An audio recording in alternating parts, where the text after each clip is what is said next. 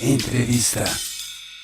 Aqui na sua Rádio Legalidade, hoje nós temos aqui a presença especial do Fabiano Tamietti, que é da Fundação Leonel Brizola e vai nos trazer muitas informações sobre a Fundação e, claro, sobre a história de Leonel Brizola. Fabiano, seja bem-vindo aqui à nossa programação. É um prazer tê-lo aqui na Rádio Legalidade. Boa tarde a todos os ouvintes da Rádio Legalidade.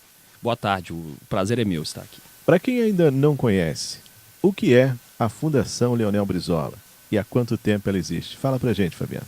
Sim, a Fundação Leonel Brizola Alberto Pasqualini, ela surge na década de 80, né, junto à fundação do PDT, né, e ela tem o objetivo da formação política dos nossos militantes, né, de resguardar essa questão ideológica, é a parte de estudos ligado ao PDT. Então ele tem essa tarefa de orientar os nossos candidatos, os nossos deputados, governadores, né, vereadores, prefeitos, presidente da República, se Deus quiser, e tem essa tarefa aí de resguardar as nossas bandeiras históricas. Agora, quais são as principais atividades realizadas pela Fundação para as pessoas, né, que estão nos acompanhando entenderem um pouco melhor? É esse debate, né, essa renovação das nossas bandeiras políticas, a Rádio Legalidade, a questão das confecções de materiais políticos, né, de construção de teses, de artigos, e essa é são as principais questões da Fundação. Fabiano, Leonel Brizola era um grande defensor da democracia, né? E também da educação. Eu queria que você falasse um pouquinho sobre isso, em especial sobre a história deste grande líder. Brizola foi o único político aí que foi governador por 2 estados diferentes, né? O Rio Grande do Sul e o estado da Guanabara, hoje estado do Rio de Janeiro, e tem nessa luta constante essa marca da luta pela educação, né? Brizola foi o político que mais construiu escolas na história do Brasil, né? Hoje é um herói da pátria, está lá no livro dos heróis da pátria, no panteão do Congresso Nacional, reconhecido como o grande defensor da democracia e da educação, né? Principalmente pelos CIEPs, pelas brizoletas, na verdade, que começa com a construção de escolas na área rural do Rio Grande do Sul. Então ele fez essa movimentação de não os estudantes terem que sair do campo e ir até a escola, né? Ele leva a escola até o campo.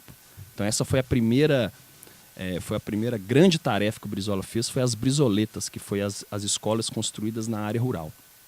Também como governador do Rio Grande, ele construiu várias escolas, fez uma reformulação total no que diz respeito à grade curricular, na questão dos professores. E no Rio de Janeiro, ao lado de Darcy Ribeiro, fez esse grande feito que são os CIEPs, né? Que é a Escola em Tempo Integral, do qual ele levou as escolas também para as áreas de mais risco social do Rio de Janeiro, né? Quase todos os aglomerados do Rio de Janeiro tinham CIEPs lá, né? Com piscina, com dentista, laboratório. Se o menino tivesse sob questão do conselho tutelar, ele poderia dormir também no CIEPs, tinha a aula de reforço, tinha a introdução do esporte educacional no contraturno escolar, né?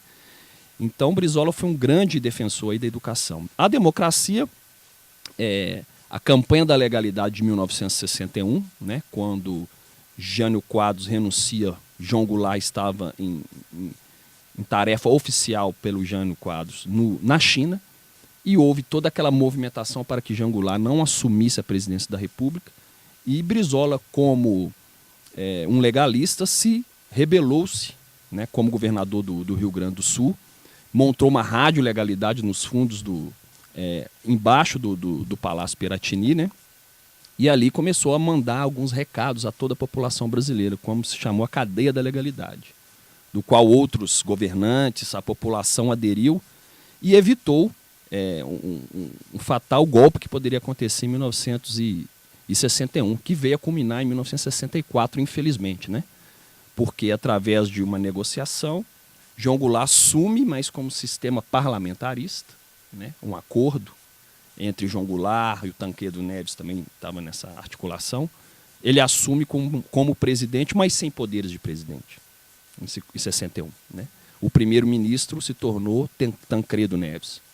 Então vamos dizer que Jango tinha pouco a fazer ali naquele regime. Então eles institucionalizam uma campanha de 61 a 63, do qual há um plebiscito popular, do qual o povo devolve ao João Goulart os direitos presidenciais, né? Do parlamentarismo volta a ser presidencialismo de novo. Mas aí, infelizmente, em 64 o golpe acontece, né? Jango é forçado a sair do país.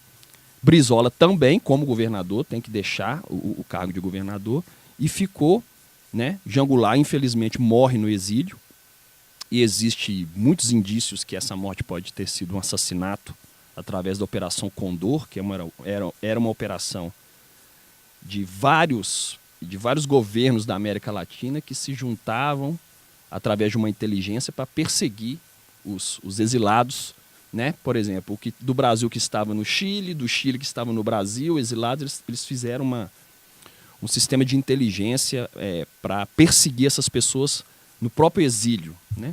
Então João Goulart morre no exílio e Brizola fica exilado 14 anos, né? É o político que ficou mais tempo exilado, foi Leonel de Moura Brizola.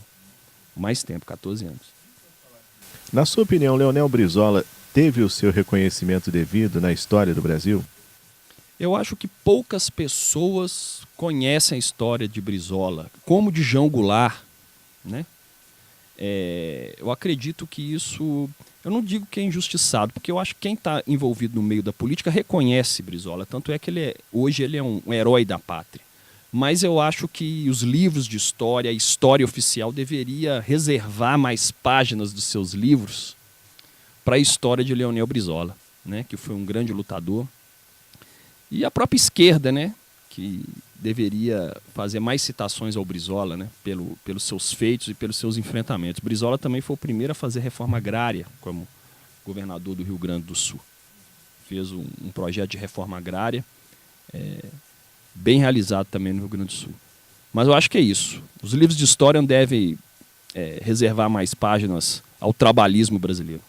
Como as pessoas, de um modo geral, Fabiano, podem visitar ou conhecer um pouco mais aí da Fundação?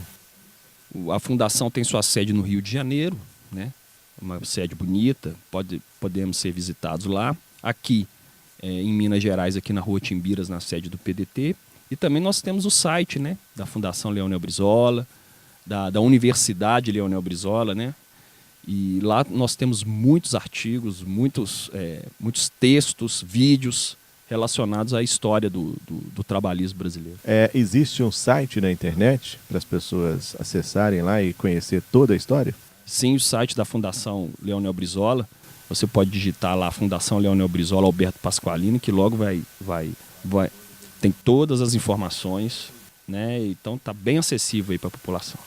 Fabiano, quero agradecer demais a sua participação aqui na Rádio Legalidade. Isso foi só um começo, né? Foi só um primeiro bate-papo aqui no nosso programa, e a gente com toda certeza vai ter você aqui outras vezes para novas histórias, novas conversas e, claro, para a gente conhecer um pouco mais sobre este grande homem público que foi Leonel Brizola. Muito obrigado. Eu agradeço, fico à disposição aqui para a gente trazer mais informações sobre o nosso líder, né? Hoje foi uma palhinha, mas a gente volta aqui para falar mais um pouco. Um abraço.